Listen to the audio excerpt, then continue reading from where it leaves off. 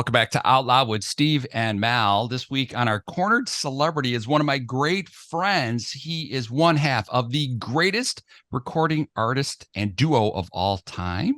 We got John Oates, a Hall of Famer, one of my favorites out there. And he already started before we went live. A little jab at me already, but I love him. So, John, welcome to the show. It's great to see you. Thanks. It's been a little bit of time since we've spoken last time, and so I'm always good to talk to you. I see a brand new track out there, Too Late to Break Your Fall. Also, I saw a video of you doing a reggae version of Man Eater. So many things going on. You got Yes. TV stuff out there. You and I did a book. You were doing a book tour at the time. You're only missing a cooking show, John. What else? Do you have any time left? Yeah, don't hold your breath on the cooking show. That's probably not going to happen. I'll leave that to the experts, but I still like to eat, which is a good sign. Oh, eat, sleep. Oh my God, I didn't even realize Love that. That's that. I funny. love it. I love that. There you go. Oh Eat, my And sleep, God. repeat. eat. That is funny. So tell us about the new single that you have out there. Well, this is I started releasing a series of digital singles back in November of last year. And each month, except for December, I released a single. So there's been what 6 or 7 of them. This Right. last one, "Too Late to Break Your Fall," is the final one for this project, I guess you'd call it. Mhm. Eventually, I think I'll compile them all into either an EP or an album. Probably an album because I still have more music. But Mhm. uh, it's just been it was an experiment, really. I've never done a project where I didn't have a physical component, a vinyl or a CD or a tape or whatever it might be. So I just thought, I'll try just do digital streaming and see what happens. It's been interesting. I've learned a lot, and you know, I don't know how successful it's been, but I've got a lot of music floating around in the ether of the digital world. The internet, that is the ether. It's just all out there. Now, for all of you wondering what he said, tape, he was talking about a cassette tape for all Oh, of you youngsters out there that aren't really yeah, sure. So now, yeah. Melissa, as a lyricist and performer herself, we were Uh, talking about just music in general. So, and the process. Now, I know just the process per se and moving into digital, is that different than the old analog days that when you and I first were coming up through the industry, or at least for both of us, I guess? Was the digital that much different than it was when you went into the analog studios? are you talking to me or Yeah, no, to you yeah? specifically. I Okay. just bring up that she has a background in that too, and Oh, and okay. being a recording Well, studio. I mean, look, nowadays you have the best of all worlds. The Mhm. studios that I work in here in Nashville, they have amazing analog vintage equipment, Mhm. but they also have state-of-the-art digital equipment. Mhm. So it's really it's great to be able to blend the two technologies. So, each one is different, and each one provides a little bit of a different texture and a Mhm. different kind of workflow. When it comes to editing and things like that, digital is amazing.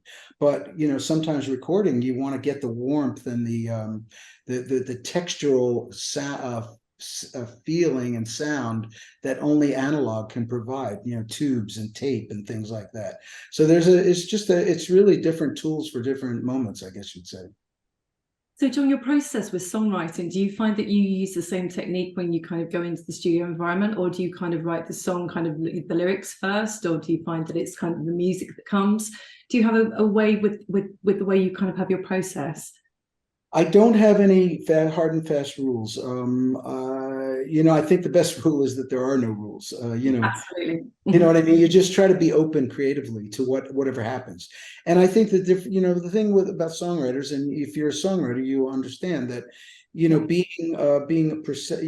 keeping your awareness alive and keeping your perception attuned to what's going on around you, whether that's emotional inspiration, physical, it might be something you read, it might be something you overhear, or it might be something that directly affects you, emotionally, or but anything can be the inspiration or the starting point for a song idea.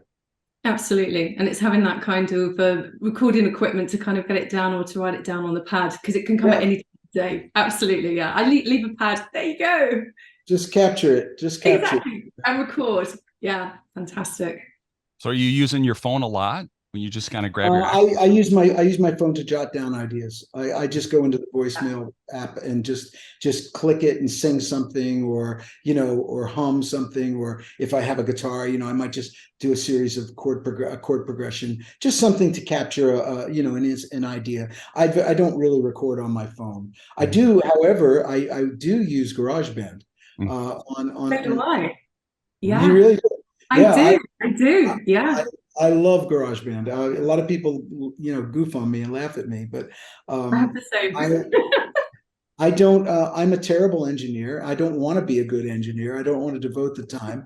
All I Yeah. want to do is capture a moment. I'm And the same.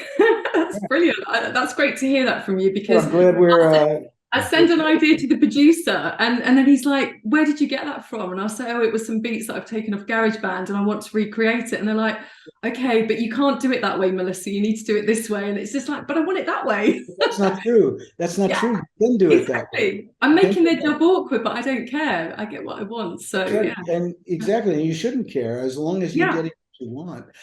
In fact, a lot of the tracks on these series of digital songs that I've released, Mhm. many of them have my original GarageBand Wow. sessions on Really? that I Wow.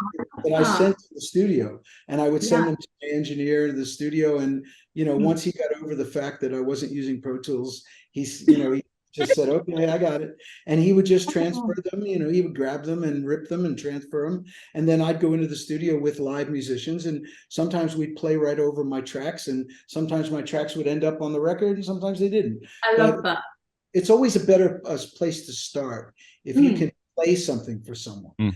Mhm. as opposed to absolutely. walking into a room and going, well, I see it You do being this, you do it. a Yeah. deal between, uh, Dire Straits and, John Coltrane. There we go. Now, do That, you yeah. usually just start with your guitar, or do you play other instruments too, John?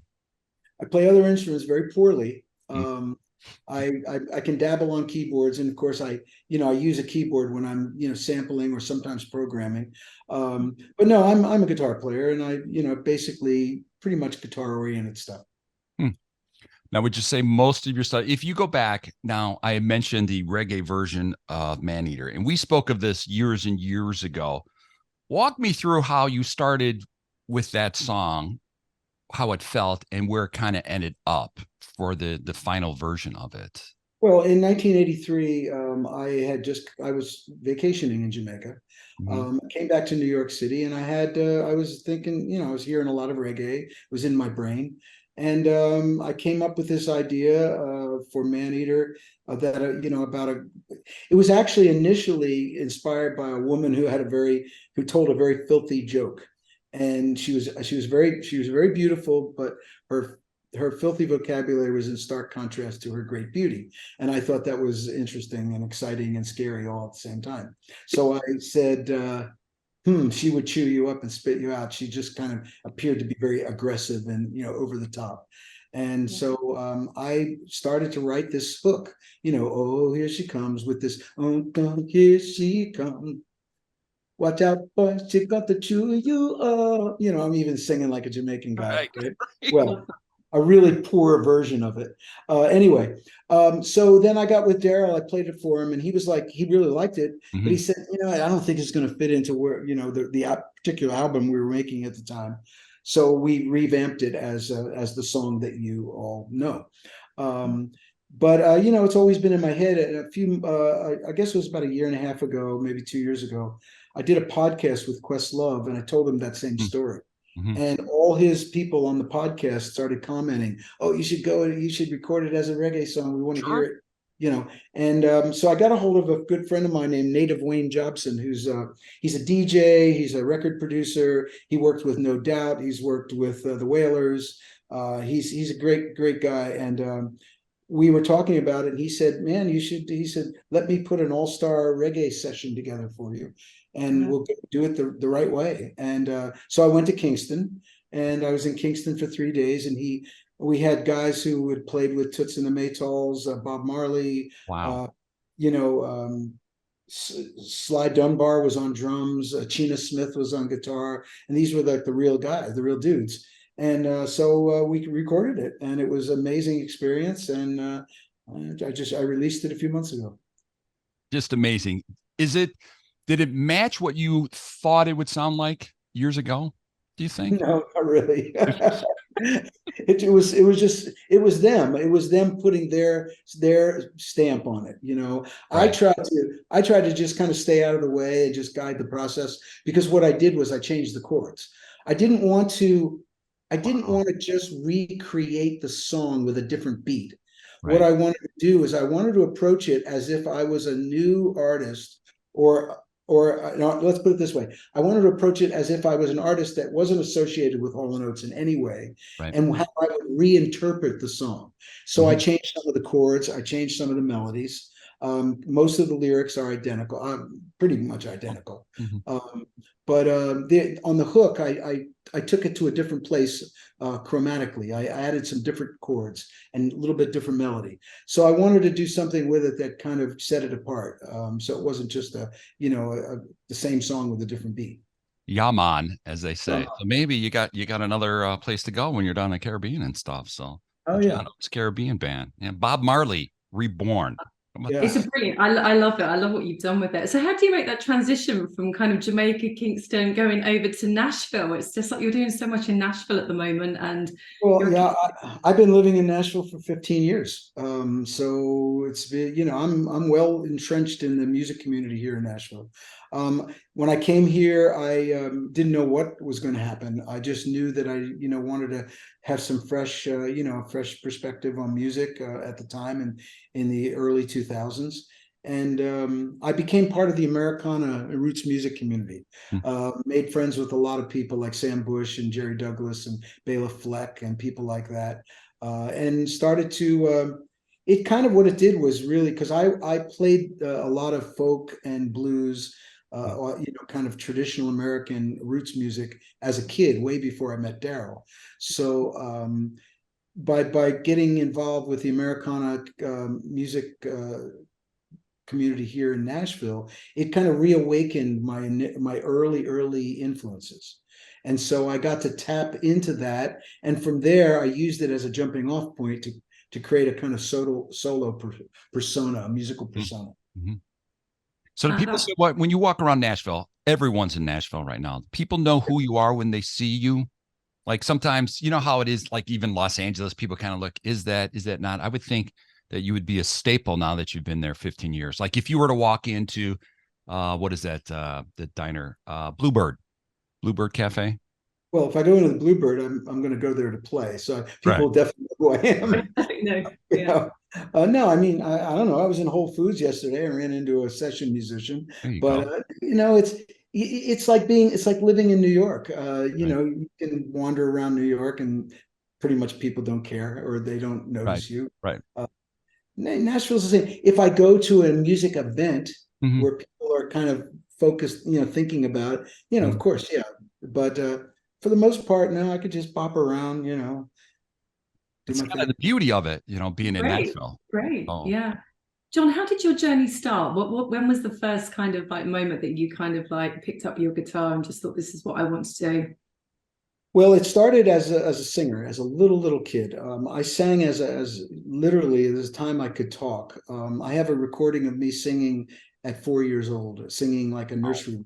Oh, And I have a recording later on at about 6 or 7, singing an Elvis song. And interestingly enough, how's this for a segue? Next week, I'm playing the Grand Ole Opry with James Burton. I don't know if you know hmm, who James Burton is, but he played with Elvis. He hmm, also played with Ricky Nelson, and he's a legend. He's a legend, and I just love him. So he and I are going to the Grand Ole Opry next week, and unbelievable. we're going to do one Ricky Nelson song and two Elvis songs. oh wow. Yeah, so it's kind of coming full circle. Epic. Yeah. Have you had a chance to meet Ricky's sons? Oh yeah. Yeah, I saw them a few months ago. Yep. Yeah, great musicians. I know that they're in Yeah, Nashville yeah, often, yeah. and Oh yeah, what they're a good guys. what a transition you've knowing the sons and the next generation and stuff. Is your Yeah. son at all involved in music? No, he's a science, That's good. definitely tech. He's a tech kid. Yeah, so is my son. He wants nothing to do with Yeah, music. yeah. It's like, if I can't tap it, Dad, I'm not interested. That kind of stuff. So that's kind of interesting. It really is. You've got a big following out there. We want to make sure everybody gets to johnoates.com. So moving forward, you've got the tour, you've got a lot of dates in front of you in the next couple of months. So you got to be, who's in your band? Well, no one, because I don't have one. I'm playing a solo acoustic show, and I do have a percussionist sometimes. Mm-hmm. I do have a second guitarist, Guthrie Trapp, who's an amazing monster guitar player from Nashville. So it really, I've been doing this solo acoustic show, which I'm calling an evening of songs and stories. And I keep it really simple, really direct, very organic. Just go on stage with the guitar, tell some stories. And like I said, I have a great percussionist and gives Mm-hmm. me the freedom to kind of play pretty much anything I want. Uh, and I tap into all the things that we just talked about, the early days of the roots music. I even play songs that I learned as a little kid, come from the big band era, where, the songs that my mom taught me when I was a kid. So it's just a very eclectic musical time trip, I guess you'd say. Wonderful. And you're coming to London as well. All of your UK fans are looking for Yeah, I had the opportunity to play with Richard Marx, and he was doing the Royal Albert Hall. And I said, wow, I've never played the Royal Albert Hall. So we have a mutual booking agent. And I said, you know what? I said, I'd love to just play the Royal Albert Hall. So I'm just coming over for that. I might do something else. There's a great club in London called Coco, which a good friend of mine owns. And we may do something there as well, just a really kind of a pop-up type show. I'm not sure yet. But yeah, I've been to London. I was actually in London last year to do actually just a few months ago, to play with James Burton for his fundraiser that he did Okay. with Brian May and Van Morrison and a bunch of really great artists. So that was fun. And yeah, so I'm looking forward to coming back. I love London. Oh, fantastic. It would be great to have you back. So Yeah. you sound like you don't stop. What do you do to relax? You're just kind of on the go constantly with music Well, and tours. And I even saw you've been at the dog sanctuary recently doing things in the community and just you're oh, amazing. my wife's on the board of the Aspen Animal Shelter. We have a house in Colorado which we've had for years and years. So I was just out there for almost the whole month of August, and that was my R&R. That was my relaxation. I was in the mountains. I was riding my bike, hiking. I was driving my tractor and doing a little of that kind of stuff, and that was great. There was a recharge for me, and now I'm back in Nashville. Literally, just got back a few days ago, and jumping in with both feet. In fact, tomorrow I'm writing with Keb Mo and Taj Mahal. Wow. So, There's no stopping you. Gosh. oh no, there's no time for rehearsals anymore. Yeah. So is there anything on your wish list in the music industry or just in life generally that you've not kind of achieved? You thought one day I'm going to do that, because you seem to have done everything when you look through your CV of life, really. You've kind of touched every goal, haven't you? Well, it's these things that I'm talking about that they're Mhm. actually happening. Playing with James Burton, getting a chance to write a song with Taj Mahal. Uh, these great legends of music. They're not going to be around forever, and so I want to be able to appreciate the opportunity that I have, and that the opportunity that my success over the years has given me, and I don't want to waste it. I'm very conscious of that. Mm. With some of the younger artists out there, are there one or two that if given the opportunity to kind of remake some of your music over the years, would you have interest in that? Like if someone approached you and said, "Hey, I'd like to redo this and I want you to produce this new sound Sure, for a there's past tons, track." there's tons of great artists out there. I mean, Mhm. I mean, I like I like. God, where do we start? I don't want to leave anybody out. Oh, it'd be okay if Taylor Swift decided to cover one of my songs. It would be There you go. okay. It'd be There you okay. I go. don't know. I might have to think about it a little Yeah, bit. right. Right. Yeah. Have a long think. I don't think she's in the business of recording anybody else's songs. I have this. I've known about her, and I've Mhm. known her for a long time, not very well, but I've worked with Nathan Paul Chapman, who was the guy who started making demos with her when she was 13 and recorded her first few albums together. He and I have written songs together, and we've become very good friends. But I am just so impressed with everything that she's done, and all the largesse of what she's accomplished and the money and all that aside. Her videos and things, as a director and her creative, she's just getting better and better. So it's very impressive, and she deserves everything that she has. Now, if you were to step back and let's do a John Oates movie, what do you think would be the theme? Three Stooges. That's funny. That is funny. And me and this other guy would probably be two of them. So what movie star would play you, John? Who do you think could play your role? Wow. Oh boy. You mean in the Three Stooges movie or any? That would be funny. That's the follow-up. Yeah, I don't know. I have no idea. Gosh, what kind of question is that? Sorry. I guess you have to have a mustache. I don't know. Maybe maybe Bardem. What's his name? The Mexican director and actor. Javier, is it Javier Bardem? Yeah, I think it's Javier. Yeah. Sure, I'll pick him. He'd be good. Okay, we'll have him. Okay. Yeah. I think they'd be kind of glamorous ladies. Any other glamorous ladies to co-host with you on that in your film? Glamorous ladies. Yeah. No, you've got to have a glamorous lady if you've got your own movie. I think I better make sure my wife is the glamorous lady that stars with me. I think that would be a good idea. That's a good idea. Okay. I like to see a movie about you and Daryl, or just you, and a biop, with as they're kind of walking through your real story and stuff. I don't think we've been approached many times. Really? I don't know. I just don't feel like I personally don't think I'm ready to do that. Okay. I think Daryl kind of feels the same way, but I can't speak for him. So sure. I just think it would be an interesting story. Even the book that you wrote, which we talk about, we got together years ago. Just an interesting perspective on the world. I think more people should know. Yeah, I mean, one of these days there will be something, and it just depends on how it has to work out. So, what do you got up front for next year, other than this tour? And hopefully, you're going to get that EP out, which I just love. I think people need to go to johnoates.com, see everything that's out there. You've just got so much music go out on, there. Go on my Instagram, John Oates Official. I've always got some fun stuff on there.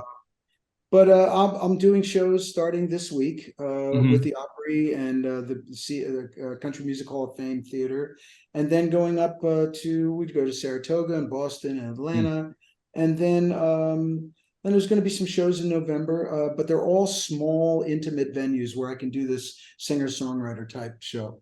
And then starting next year, I'm actually talking about, coming to London for sure in May. And some other things, that perhaps some festivals and things. So things are just kind of, I'm not trying to do these big tours anymore. I just like to go out for a few days. I don't want to live in a hotel. I really don't. Those days are over for me. So, and rightly so. I mean, you've earned that right, being the Hall of Famer and things of that sort. That's still got to get you pretty excited when they introduce you as the Hall of Fame artist, John Oates. I get chills just saying that. When I introduce you back, they seem to always do that, so which is good. Yeah, right. Songwriter, performer, all of it. Yeah, why not? There you go, John. It's always a pleasure to have you on. Everybody, head to his Instagram as well as his X page out there. John, it is always a pleasure, and I will probably be in London when you're there. Oh, well, okay. That sounds good. That's it. John's just changed his travel plans. I saw his face check. I've canceled everything. It's cancelled. Everything's cancelled. It's fine. We'll reschedule quickly. That is too funny. I might try to combine a show or two when I do come over. I might go to Scotland or Ireland or something and do something, just a special kind of show. We'll see. But right now I'm just talking about it. Hey, I'd love to see a one of those intimate nights with you on film. I think that would be well worth. Well, you're in Chicago still, right? I am still. Well, I'm playing Indianapolis There you go. I'm playing 2 shows in Indianapolis. November 4th, we Mhm. put that up. It sold out so fast that we added November 1st. There we So go. it's a place called the Toby, which is a really great little Right. theater. So that's not too far from you. No, I'll get out there for that. And then I'm playing Minneapolis as well, Mhm. which I think is right afterwards. So if you ever want to come to a show, you know where to find me. Always, always. Minneapolis. Every time I get there, it snows. I don't want to go there. It shouldn't be snowing November 6th. Should be okay. Right. Sure. Right. That's what they kept telling me. Never know. John, always a pleasure. You are always welcome on this show, and we will see you soon into next year. And good luck on the tour. Thanks very much. Great to meet you. Good luck. Thanks, John. Take care. Bye. All right. Bye.